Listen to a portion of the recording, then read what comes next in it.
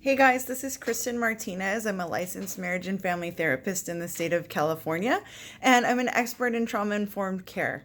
And I recorded this video the day after the El Paso shooting, and when I looked at it again, I think I was just a little bit too affected by what had happened to really talk about what I want to talk about around community trauma. And when I'm talking about community trauma in this particular instance, I'm looking at wide scale trauma. So, like when trauma affects an entire culture or an entire country, how it's dealt with, and how we can see the trauma response in action, and why it's important for there to be some sort of waiting period in between a traumatic event and any kind of push towards policy change or towards anything else from a trauma informed perspective. So, a lot of times after really large events, something like 9/11, you'll see an immediate reaction. And what you actually see taking place is fight, flight, or freeze. And so, for example, in 9/11, if you want to think about the attack on 9/11 like you would think of an attack on an individual person, except it was an entire country.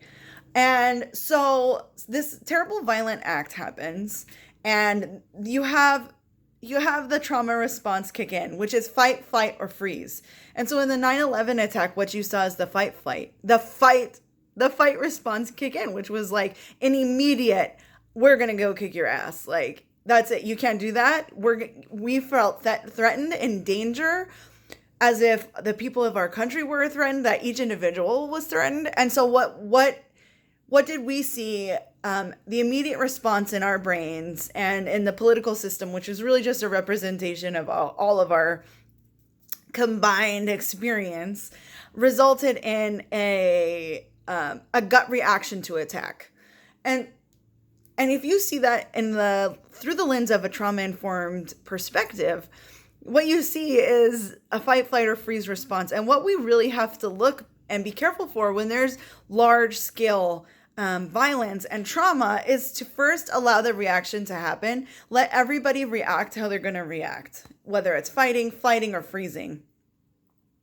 Then, as a community, this is where it gets real hard, because this is very difficult. And there are programs like in community based, like where there's heavy community violence, there are programs focused on doing this, but it's very difficult. There's two things that need to happen: is that we need to orient ourselves to a safe space. That means, like, as a country, we need to realize that where we live is actually very safe. And we need to start recognizing all of those different safety things around us. And the second thing is to orient ourselves to safe people. That means we're reaching out, we're connecting, and to be honest, here in the United States, it's something that we especially struggle with.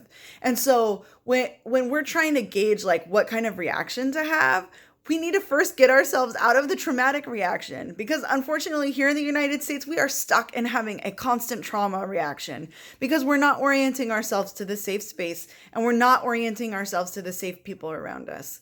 So as a whole, as everybody experiencing this event, is one, reaching out to people around us saying, this is what happened. This is this is that. I'm this person, and you're okay, and I'm okay, and we're safe together. And so if we're able to do that on an individual level, after having experienced something on a large scale, we can start to heal ourselves, heal each other, and then take the appropriate action within policy change, rather than having these gut reactions, boom, boom, boom, fight, flight, freeze, and having policies come into play as a trauma response, and therefore promoting and continuing the trauma reaction.